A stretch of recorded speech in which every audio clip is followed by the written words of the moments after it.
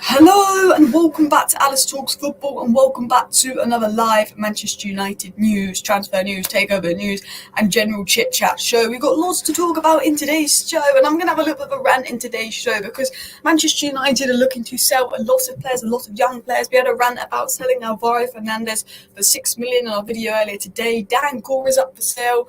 People like Mejbri could be going out in January. A lot of young players going out in January. And of course, Anana and Amrabat are going out in January to AFCON. There could be 8 exits in January, including the 2 that are going to AFCON, as well as other news and reports going about. So we're going to dive into all the latest transfer news ahead of the January window.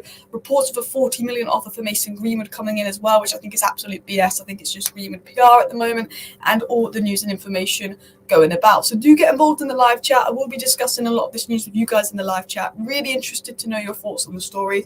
I do want to talk about the Dan Gore story first. Just because I'm a massive fan of Dan Gore. He is one of the most talented people currently in the Manchester United Academy. And I think it would be really, really stupid if Manchester United sell him. I think Ineos are coming in and hopefully Ineos now have control over sort of transfers, even though the deal's not 100% done, and who we buy and sell. And if we start off this January window letting go of the likes of Gore, Mejbri, Alvaro Fernandez, a lot of our young players, and keeping the likes of McTominay and Lindelof, I'm not going to be happy at all. So we're going to dive into the information. We're going to dive into the story. Firstly, on Dan Gore, but there's so much sort of half stories out today and sort of just information that I think that would be really interesting to dive into and discuss with you guys as well. But yeah, I mean, Dan Gore's been rumoured to go on loan in January to get more game time. But as Daniel says, Gore, he needs to say he's an absolute baller as well. We've got 8 leaving. There could be 8 leaving in January. I mean, 2 are going to AFCON, so only technically 6 leaving the club. But it's like the clear out we've been asking for isn't Gore, Mejbri, and Alvaro Fernandez to be 3 of those 6 permanent leaves. We need the McTominays, we need the Lindelofs, we need lots of players to go. But there looks like it's going to be a clear out as well. Sell Dortmund, McTominay instead, but sadly no. Yeah, Man United just don't like to do things that make sense as well. So let's go into this. I said don't do it because this is a deal I don't want United to do. It's a loan deal, perfect. Loan deal, go for it. Permanent, don't. We've got this guy is a baller. This guy, there's something special about him. He's like Maino and Garnacho. Maino and Garnacho were to stand out. And it was said, and Dan Gore's 19. He looked right in this little cameo. He looked right in pre-season. He said, breaking, Borussia Dortmund are lining up a significant bid to sign Manchester United's Dan Gore. Dortmund hold long-term interest in Gore and are prepared to inquire about his availability in January. Who have Dortmund signed? They've signed the likes of Bellingham. They've signed the likes of Sancho. Borussia Dortmund, I'm saying this to you now, and I saw someone tweet this. The story is, if you've got Borussia Dortmund, Ajax, or Benfica trying to buy one of your young players, do not sell them because that means that young player is probably going to be very good. And he said if you've got Bayern and Real Madrid trying to sell you an old player, don't buy them, they're deadwood. If you've got Dortmund particularly and Benfica trying to buy one of your young players, they say don't sell them because Dortmund and Benfica, their model is picking up talented young players for about 10 million quid and then selling them for 100 million quid. That is Dortmund's model. And Dortmund will look at Man United and go, well, if Dan Gore was a Man City player, we'd have to spend 40 million. But because Dan Gore's a Man United player and we can't sell, they'd probably get him for 5 million. That's the thing, Alvaro Fernandez is going to go for 6 million. Zidane will goes for 1 million. All these youth players at United will go for 1 million. And then you've got Man City getting 40 million for Cole Palmer that had played 8 games and not scored a goal. As good as he was in the academy, 40 million for a guy that barely played. Chelsea getting 35 million for Lewis Hall, a left back that's not played at all. You saw other teams, Chelsea, City's academy players going for a lot. And you see that Man United probably would get 20 million for Kobbie Mainoo, and he's one of the most talented players coming through because Man City could get 60, 70 million for Kobbie Mainoo, but United would get 20. I mean, Chelsea might pay 100 million for him because Chelsea love their 100 million pound midfielders, but you get the gist. Dan Gore, loan deal in January, all for it. He needs the game time. But he's in that Garnacho, Kobbie Mainoo bracket of talented, technical, good players that I think would be good enough for Manchester United. And I generally think if we let him go to Dortmund on a permanent, it would be silly.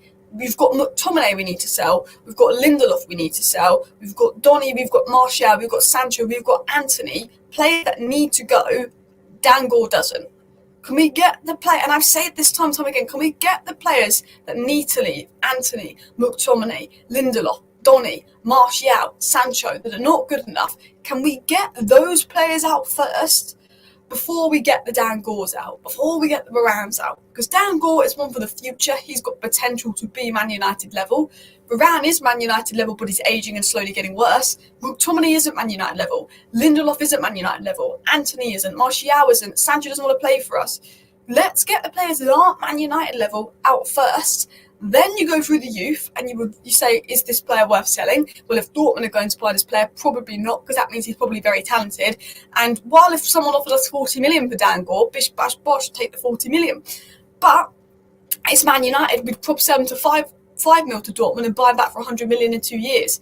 That's what I think, and that's what I don't want to see Manchester United doing, which inevitably I just have a feeling that we're going to go and do that because we're Manchester United, and that would be very classic us. Guys, please do hit that like button if you have not already, and of course subscribe down below if you're new. If you do want to stay up to date with all the latest Manchester United news, transfer news, takeover news and more, do subscribe. We do videos every morning summing up all the news in 10 minutes, and then we do live streams where we talk about the news, get a bit of opinion on the news, and actually ask you all guys your thoughts on this story and that story all going about as well. I do want to dive into a few things in the live chat as well. I'm a little bit behind on the live chat. It was lagging there as well. Gore, Maino, Garnacho, core to our future, plus Shea Lacey. Yeah, Shea Lacey is another big academy star to watch coming through. Looks like an absolute baller as well. And I thought the clear out meant getting rid of the old regime players, but it feels like it's just going to be... I'll name the players that were reportedly involved in the clear out.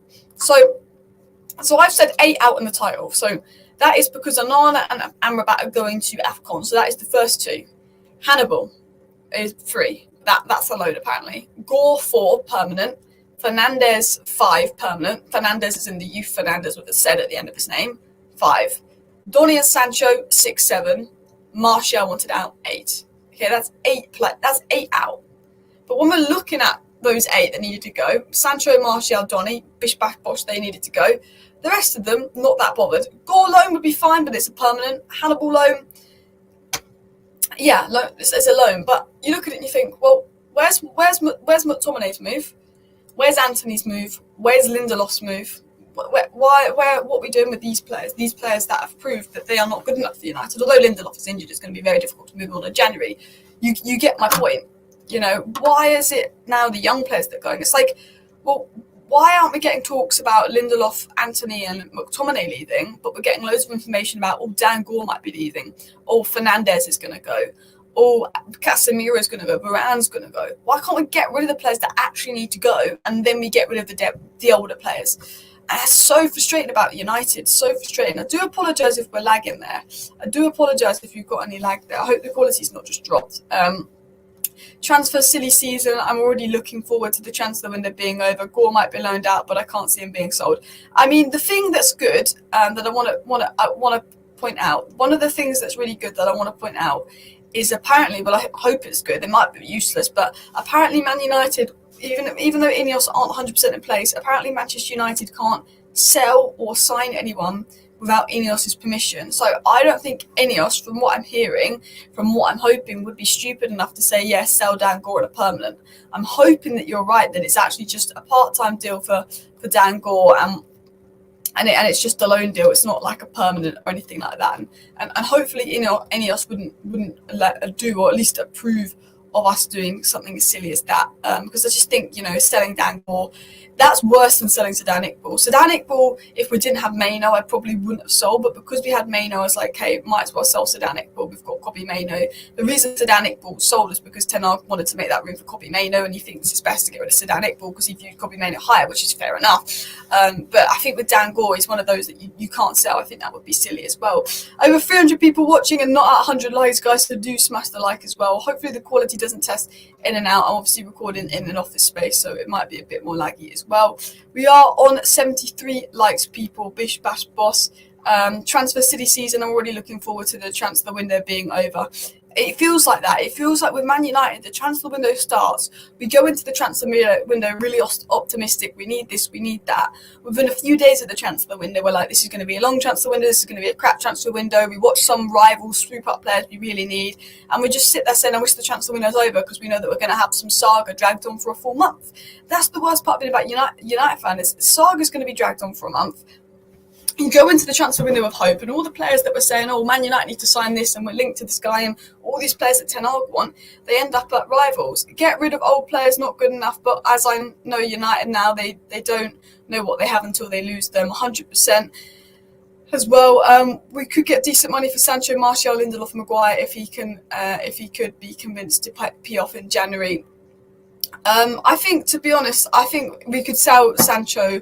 I don't know if we can get much money for Martial because of his contract situation. I reckon we could sell Sancho, Martial, and Lindelof in January. I don't think we can sell both Lindelof and Maguire. I don't think we have the depth to do that, even if we did bring in Todibo. But 100% I would sell. I'd sell Lindelof in January in a heartbeat as well.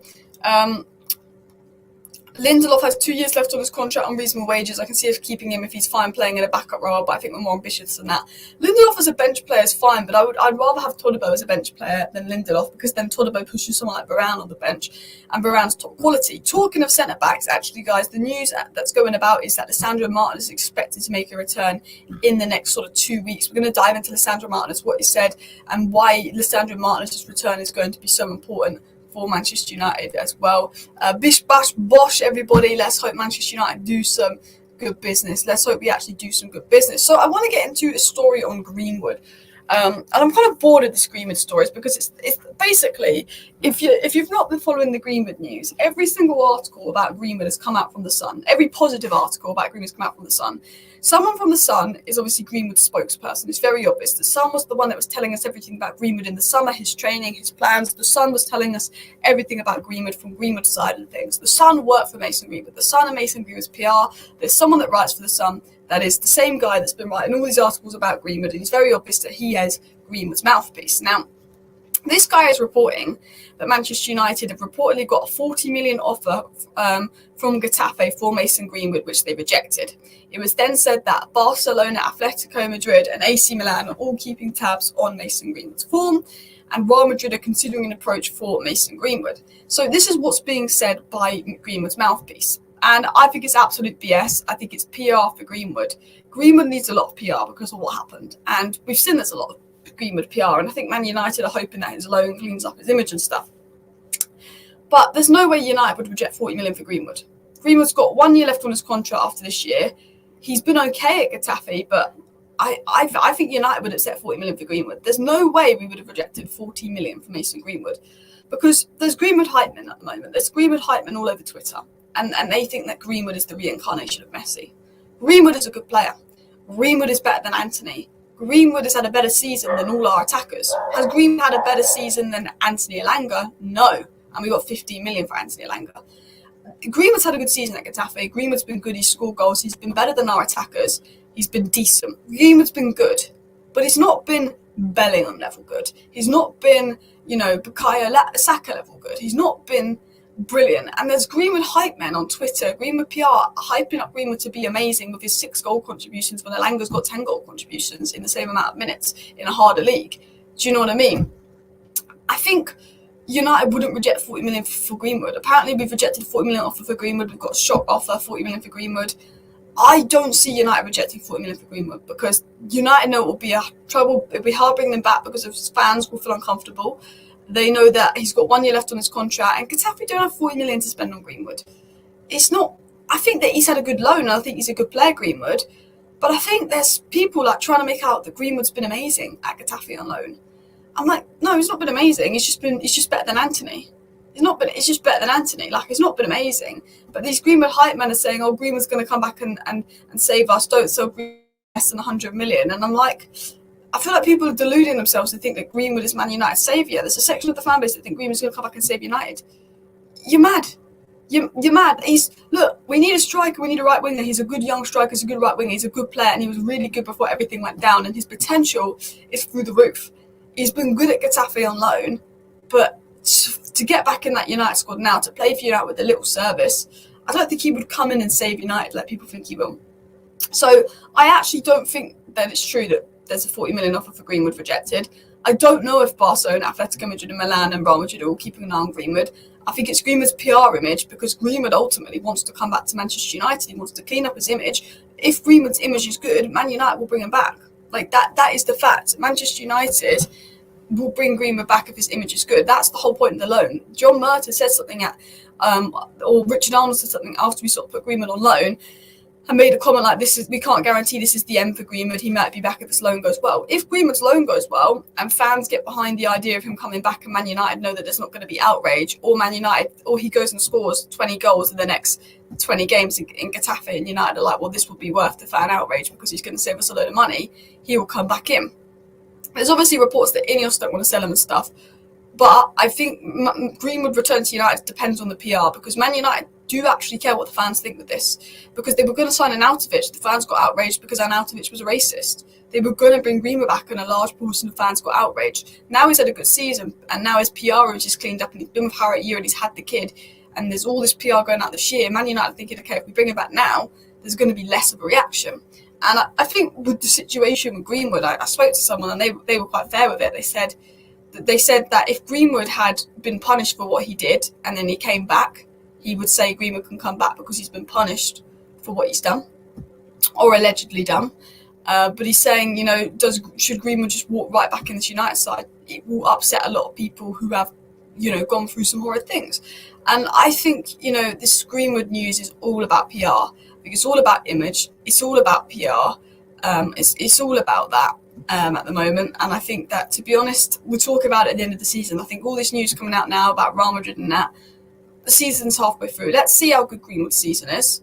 Let's see what we think Man United are going to do. Let's see who's interested in him. If I'm United, I'm cashing in 40 million from Getafe for Greenwood, because I don't think he's as good as people have been making out. He's had a decent loan, but Alanga's been better. And I think, it wouldn't be fair on a large amount of people to bring to Greenwood back, because it doesn't send a good message as well.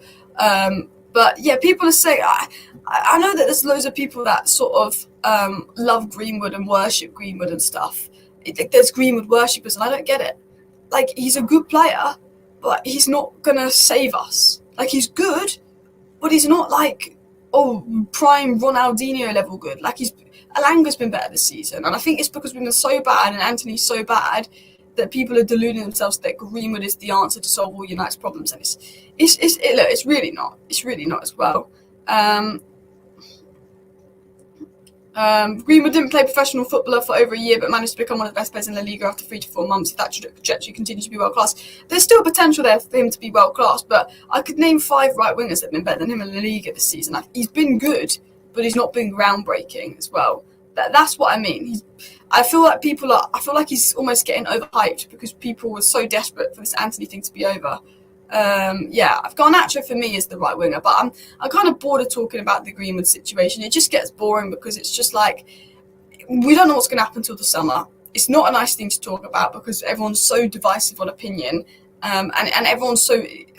It's just like, I don't care. I don't care anymore. He's not at United. I'd sell him if we can get a bit of money for him. Bish bash boss. That's what I think. I think I want a young right winger where there's no potential problems to come up. I want Anthony gone. I want Sancho gone. I'd get Greenwood out. I'd get a lot of our attack out. I want a fresh new rebuild. That's what I want. I want a fresh new rebuild, fresh new United side with no issues off the field. Something nice would be great as well. Big up everybody in the chat. All right, let's continue. What's this say? We can't let Dan Gore go to Dortmund in any case. He's a serious talent and literally Bruno 2.0 a bit quicker. Yeah, 100%. If Man United let Dan Gore go, they're silly. I will say that now. If Man United let Dan Gore go, especially on a permanent, they're silly. If Dortmund are trying to sign one of your players on a permanent, that means that player is good. And that means, you know what? Don't let that player go. But a big important player that is coming back to Manchester United, and probably the most important player to come back in the side, is Lisandro Martinez. Lisandro Martinez did an interview earlier today, and he basically said he's all on track. Martinez says his return is close. He says, I'm feeling really good, honestly. My rehab is going well. Obviously, we need to be patient, but I'm feeling strong. And you know what? I love this club. I love this place. And I'm so grateful to be at Manchester United every day, said Lisandro Martinez. H did a really good thread on why Lisandro Martinez's return will be so important for Manchester United. And I want to dive into this. He said, I used the term golden ticket a lot when talking about Lisandro Martinez last season, simply because of how good he was, taking out one or two lines of players through his sheer quality of ball.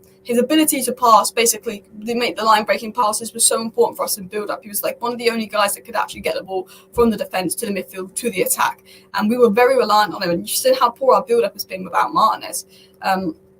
He also mentioned something about Maino, which I thought was interesting. I also feel like this phase could be applied to the use of Kobbie Mainoo, because Ten Hag was desperate for an agile player who could turn out of pressure and deep phases of build-up. De Jong and Maino was the closest thing we had to that profile available in the squad, which is, I think, why he likes Maino. And he said, long-term, Maino is an 8 in this current squad. Amrabat, Casemiro had hypothetical partners. But eventually we have to shop for a suitable partner, whether it be a Nana or Wi-Fi or someone else who could raise the physical flooring in both second balls and high press. And I think he makes a good point here. Then he dives into things as well. But all in all, having Lisandro Martinez back is going to be brilliant for Manchester United if he can retain his physical level well. I'm really happy we're almost out of the steep hill of 3 matches, each 8 days, 3-4 key players being out and having to adapt far away from what we want to be. And he's basically saying Martinez return will be key in build up. Obviously Maino's helped in build up with his return, but Lisandro Martinez is such a key player for United. Even when Luke Shaw came back, we went up a level. Even with Kobbie Mainoo on the team, we can see it, we go up a level. While Ten Hag's tactics have been poor, and while there's a lot of games that Ten Hag's need to have done better and his tactics have been poor, and I'm like, yeah, Ten Hag, you lost that, mate. At the same time, I'm also thinking, well, you know what? Kobbie Mainoo, Lisandro Martinez, Luke Shaw, Varane, Wan-Bissaka, Casemiro, Bruno Fernandes, Garnacho, Rashford, Højlund squad. That's a good squad there. Ten Hag could produce something. I think once you've got Martinez and Varane at the back with Casemiro in there and Mainoo in there, and you've got your Luke Shaw, you've got your Bruno, and Rashford can find form, Garnacho can play on the right, Højlund up top. There is a good United squad there. I don't think it's Champions League winning level or Premier League winning level. It's going to need investment, 100%, and players to actually be in form and not purple patches. But there is a good squad there, and I want to see Ten Hag play that squad at least once or twice, see what we do, and then build off that squad. That's what I want to see Ten Hag do, and hopefully we do eventually end up seeing something a bit like that as well. Martinez, Varane, Mainoo, Casemiro will be bossed. Like, having those 4 players in the squad, which if they've all been absent for long periods this season, I think would be massive for United as well. Look at youth players flourishing now in the first team. We need to keep Alvaro Fernandez as well. He could be great with the youngsters. 100%. Alvaro Fernandez, Dan Gore, Hannibal Mejbri, I think alone is very smart. I think Dan Gore on loan would be quite smart. But we've got Mainoo, we've got Garnacho, we've got Mejbri, we've got Gore, we've got Alvaro Fernandez, and then potentially in about 2 years, Shia Lacey coming through. And we need, these are top players. United have got some top youngsters on their hand. Really, really top players. So I really hope that we keep them around. We don't do something silly and sell them, and then ultimately just stick and keep with the likes of Lindelof, this and that as well, which is what we seem to do. Please do subscribe if you're new, as Diego says. Make sure you check out the second channel as well. I'll probably do a review to either the Spurs or Arsenal game tonight on the second channel, depending on which game is better. I think Arsenal-West Ham is sort of a bigger, better game, but I've actually been enjoying watching Spurs the most. So I will do a report on one of those big games tonight on my second channel as well. As Daniel said here, Mainoo and Casemiro could be really good. Can't see Amrabat staying or signing permanently. I don't think Amrabat's going to sign permanently. Not that we've used him in his best role to the best of his ability, and he's been in a poor squad, but obviously he's just not been good enough. I'd like to see Mainoo, Casemiro play together. I'd also like to see Mainoo, Amrabat play together, and maybe Ten Hag will do that. He did drop McTominay and it works, and maybe he'll get over this McTominay obsession and actually go, you know what, instead of changing Eriksen for McTominay, I'm going to change Eriksen for Amrabat. I still think he's going to swap Eriksen and McTominay around and not use Amrabat, which is weird because he was desperate to sell McTominay and desperate to sign Amrabat. But it's like, well, now McTominay scores some goals. He's now better than Amrabat. And to be honest, McTominay, in terms of his goals, has been better than Amrabat. But in terms of all-round performance, I'd say he's probably been worse than Amrabat. But I think we won't see Mainoo and Amrabat, to be honest, at this rate. But I do want to see Mainoo and Casemiro in the pivot. I think that could be vital as well. Alice's name is pronounced Shay, not Shia. I know that. You know what? I actually know that. I know that as well. It's one of those. You know when you know it, but then someone says Shia and it sticks with you. Because I have videos where I've called him Shay Lacey, and I have videos where I've called him Shia Lacey. You're absolutely right. It is Shay. It's like because I've watched content on him where it's been called Shay, and then I've watched content on him where it's called Shia, and I think it is Shay. You're absolutely right. It is actually Shay Lacey. I know that as well. It's one of those that I've known, but I keep saying Shia. Really winds me up. Ten Hag needs guidance and restrictions first. Not another dime should be spent on Ten Hag. I mean, he needs backing. He needs a competent board to back him. If you think about the money that's been spent on Ten Hag, and everyone says all the money we spent on Ten Hag has gone to waste, all the money we spent on Ten Hag has gone to waste, this and that. Look who spent the money. Why don't we change the people that spend the money? Why don't we change the recruitment? Ten Hag's job is coaching, getting the best out of the squad, which he hasn't necessarily been doing. You know, let Ten Hag focus on his job. It's not about we shouldn't spend any more money on Ten Hag. It's like, oh, we should actually get the right people in. So when we spend money on Ten Hag, we're not just blowing it away, because I feel like we blew away all the money that we spent on Ten Hag because we had idiots doing transfers and idiots in control of transfers. Because remember, Manchester United is run by some of the most incompetent people in the world. Absolutely. Sorry if we've just got another lag spike here. I do apologise if there's the odd lag spike here and there.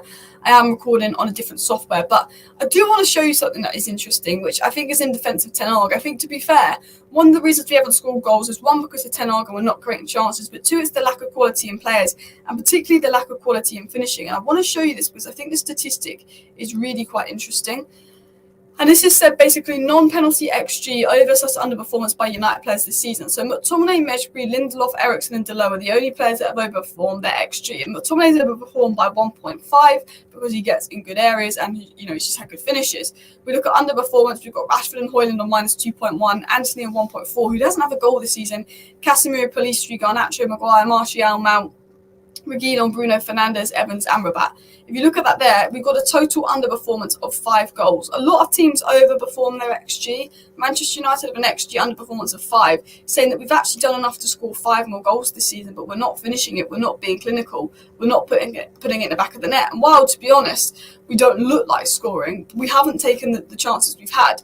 But then you look at the chances we have and say, well, actually, were they really clear-cut chances? Højlund played 14 games in the Premier League and had an XG of, 5? And people were saying, I think he had an XG of 4 after 14 games. And I'm like, yeah, but when you actually divide that up by 14 games, that's Højlund getting 0.3 XG created for him per game.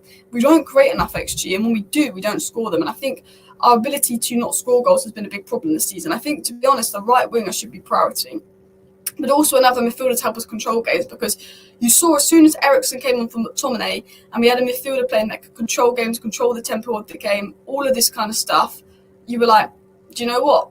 This is a different game. Eriksen's here for McTominay. We could keep the ball well, we could retain the ball well, we could create chances. It was a different game. We could create chances. It was just frustrating that we couldn't stay on side and couldn't finish them, but then we ultimately did. We scored 3 goals versus Villa. When McTominay plays, we don't even create the chances unless he's running in the box and scoring them, which is a positive of that, but he's a 20-minute super sub for me, McTominay. I think what United need is a midfielder to help the balance. We can create more chances in a right winger, because while we're not taking a lot of our chances, we still need to create more, especially if we're not clinical. I think our biggest problem this season has not been scoring enough as well.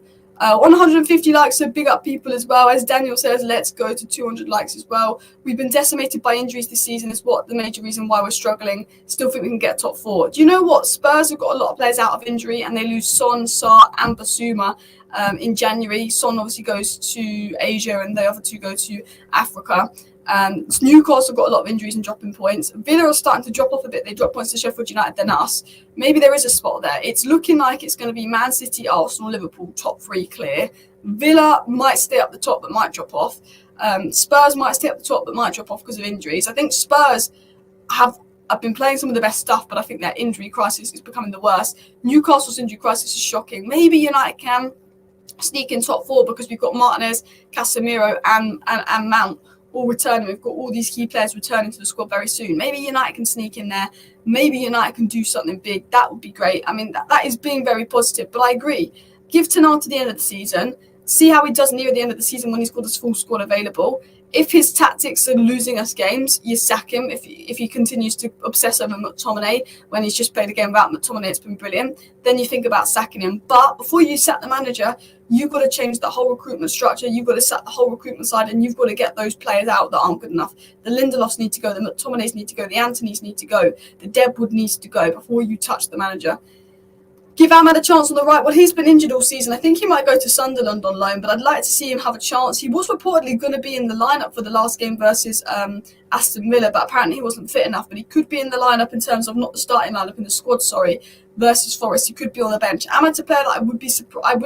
I would expect to see named on the bench very, very soon as well. Returning players like Leach and Casemiro will be like new signings, especially if Tenor could play Maino and Casemiro together, Leach at the back. It will be brilliant because Man United have played 10 different centre-back pairings this season, more than any other side. Willy Kambala and Evans, Evans and Lindelof, Evans and Maguire, Evans and Varane, Varane and Lindelof and Evans, Maguire and Varane, Lindelof and Varane, Martinez and Varane, Martinez and Maguire, Shaw and Varane, Shaw and Maguire, Shaw and Evans. Man United played 10 different centre-back partnerships this season, or 11 I think, because I think Shaw and Kambala played together for 20 minutes.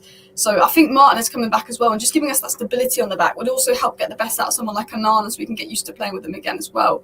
Bakayoko isn't that good. He's not my first choice. I prefer Nico Williams, I prefer Sule, I prefer Elise, but he's a player that I wouldn't say no to. I think he's a good direct player. He reminds me a little bit of Doku, if you get what I'm saying as well. Someone said, Alice, congrats on graduating from uni. I graduated like 6 months ago, but thank you very much there. Thank you very much there as well. And slab it out. I mean, I would get rid of Lindelof before Maguire. I generally think Maguire's a better player than Lindelof, personally, myself. But yeah, continuing on, people, I do want to talk about one or two more things. This obviously will be a bit of a shorter live stream than normal because I've got loads to do and I just wanted to get through the news. So I do want to sort of get through the news and I do want to get into some information on Blanc and how he's going to change things. So just diving into the news, Lisandro Martinez is expected back. Man United have got offers from Borussia Dortmund for Dan Gore. Man United got a 40 million offer for Greenwood but turned it down. Manchester United are willing to send out Mesbury on loan, which is why he's not going to AFCON. Manchester United are willing to sell Alvaro Fernandez for 6 million. Donny van de Beek to Frankfurt is agreed. Sancho is expected to go on loan. Manchester United are looking for offers for Martial. Amrabat and Onana are off to AFCON. Of course, Manchester United are open to the sale of someone like Anthony should an offer come in. Casemiro will not go anywhere in January. That is sort of the roundup of the news. But I want to talk about something that hasn't really been mentioned, and that is the financial crisis at United, the debt. We sort of talk about how we're crap financially in FFP and this and that and our debt and stuff in terms of we're slagging off the Glazers, but I haven't seen many people mention how good the Blanc appointment could be in terms of helping Manchester United with the debt. So I wanted to read out this tweet. It was said, bringing in Blanc is massive. People don't like to talk about finances when it comes to United, as it usually used as a stick to beat us with due to the Glazers. But Blanc will take us from a club with some of the most revenue to having the most revenue. He made PSG one of the most multiple institutions in the world. Imagine what he could do with United. All that does not give us more financial freedom, both for on and off, both for the pitch, on and off it. That will allow us for high spending on infrastructure, on facilities, and should cause us to not have to worry about FFP again. Couple that with someone like Paul Mitchell, and that is structure not just to start, but to revive us, but will make us fear again, is what they're saying. In other words, what he's saying is, Blanc came into Juventus when they're in their biggest financial crisis, trimmed down the wage bill, put some things in place which gave Juventus a financial advantage above everyone else in the rest of the league, which is why Juventus went on that 10 in a row streak. Blanc came into PSG and made them one of the most marketable clubs in the world. While Man City claim they bring in the most money, PSG and Man City got taken over at the same time, both similar sized club. PSG sell hundreds of millions of more shirts because of Blanc and his marketing, and Blanc will come into United, and although we want to see United improve on the pitch, we don't too much care about United in terms of a commercial side. We're kind of fed up with that because that's been the focus of the Glazers for years. If Blanc improves the commercial side, that gives us more money to spend, and that will give us, hopefully we spend that money wisely, unlike the past. But Blanc will come in and he will massively improve the commercial side.